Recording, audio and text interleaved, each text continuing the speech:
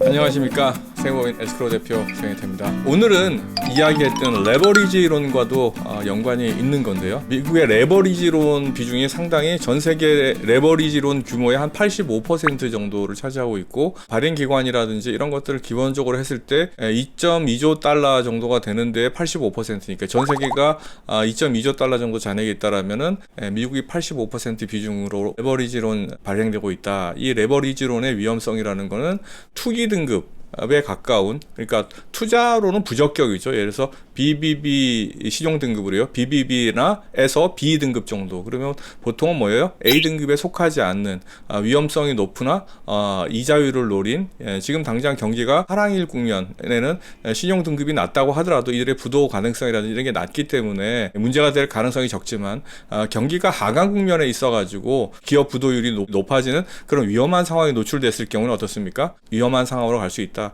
결국은 미국의 경제 위기가 이것으로 촉발될 여지가 있다라는 이야기를 대충 정리를 했고요. 그런데 이제 CLO라는 게 있어요. 약자니까 영어 약자로 Collateralized Loan Obligation 뭐 좋습니다. 우리나라 말로 해석을 하면요, 대출 채권 담보부 증권이다라고 표현할 수 있습니다.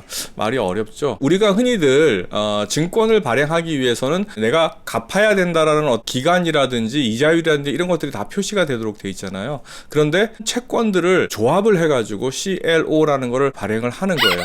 예를 들어서 서브프라임 모기지가 터졌을 때는 어떤 거였어요? 담보부 채권. 그러니까 주택 담보도 채권이 있잖아요, 그죠?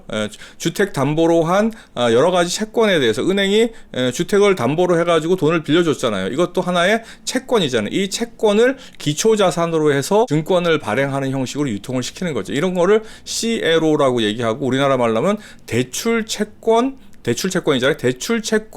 담보부로 하는 증권이다. 그래서 대출 채권 담보 증권이다라고 이야기를 하는 겁니다. 그래서 이런 채권이 위험한 이유는 여러 가지 이유가 있을 수가 있어요. 소위 말하는 금융공학적인 관점에서 위험을 분산을 시킬 수 있다라는 장점이 있다라고 이야기를 하지만, 그렇지 않은 부분들이 더 많은 것이 역사적인 사실로 입증되어져 있다라는 겁니다. 그 위험성에 대해서는 좀 잠시 후에 뭐 다음 시간에도 좋고요, 설명을 하기로 하고요. 소위 담보 대출 채권이라는 것이, 그죠? 대출 채권 담보 증권이라는 것이 얼마나 지금 유통이 되고 있느냐라는 것이죠. 레버리지로는 좀 더 다른 관점, 기업의 부실화된 어떤 채권, 이런 것들로다가 한 전체적인 부분을 얘기한다면, 이건 CLO 형태로 대출 담보 형태로 발행되어진 이 유동화된 증권 시장이 얼마나 커졌느냐. 그러니까 2015년 이후에 한 4년 만에 2배 이상으로 증가됐는데요. 이게 6천억 달러 정도가 미국 시장에서 지금 발행이 돼서 3년 만에, 그죠? 3년 만에 한 2배 올랐다라고 이해를 하시면 되고요.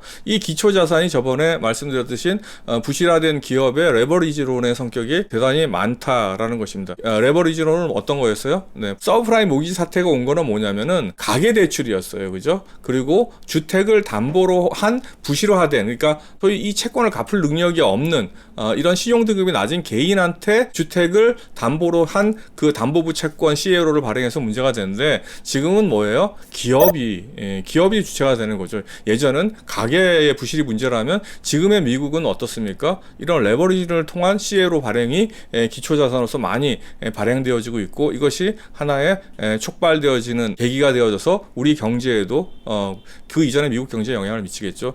이런 기폭제가 되지 않겠느냐 하는 게 우려스러운 상황에 이르렀다라는 것입니다. 이 CLO의 부도율이나 손실률이 대단히 중요한데요. 부도율이나 손실률에 대해서 실질보다는 그 위험이 과소평가될 가능성이 많이 있다라는 거예요. 왜 그러냐면은 이거에 대한 여태까지 경험이 없기 때문에 단순히 계산상으로만 되어지는, 예를 들어서 뭐 이런 거죠. 제일 그 금융공학자들이 좋아하는 게 뭐예요? 상관관계가 없는 두 자산을 한 바구니에 담는 거죠. 그러면은 이게 부도가 나더라도 이게 살아있으니까 이게 안전하다. 이거를 막 리미트 무한대로 보내가지고 그걸 쪼개면 쪼갤수록 더 기초자산이 훨씬 더 안전해진다. 이런 논리인데, 사실은 이런 논리에 대해서 검증되어진 어떤 위험 측정 측정의 도구들이 없다라는 거죠. 단순히 계산상의 어떤 숫자일 수가 있고 이게 촉발됐을 때는 과연 어떤 영향을 미칠지 모르는 거에 대한 아주 큰 문제점이 있을 수가 있다라는 겁니다. 그래서 우리가 이 위험을 너무 과소평가하고 있지 않느냐, 미국도 그렇지 않느냐라는 거를 말씀을 드립니다. 그리고 최근에 미국도 지금 이자율을 연준한테 지금 엄청나게 압력을 가해서 트럼프가 막말을 할 정도로다가 지금 연준 위원장인가요? 하여튼 그분에 대해서 막말을 하고 있는 그런 상황인 것 같은데 그 정도로 어떻습니까?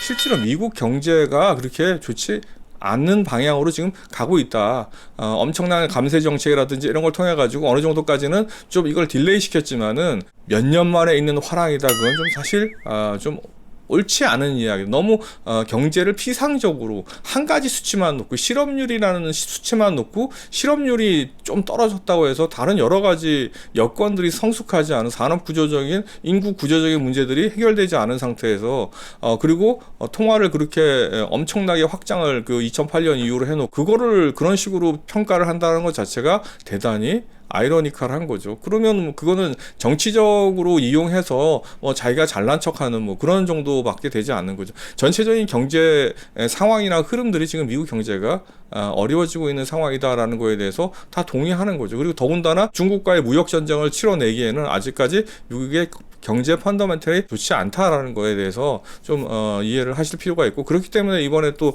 G20 이제 회의 때 사실상 미국과 중국이 무역 전쟁을 끝내려고까지는 아니지만 어쨌든 간에 그런 움직임이 보여지고 있는 것도 다 그런 맥락이라고 이해를 하시면 될 것 같습니다. 오늘 여기까지 하고요.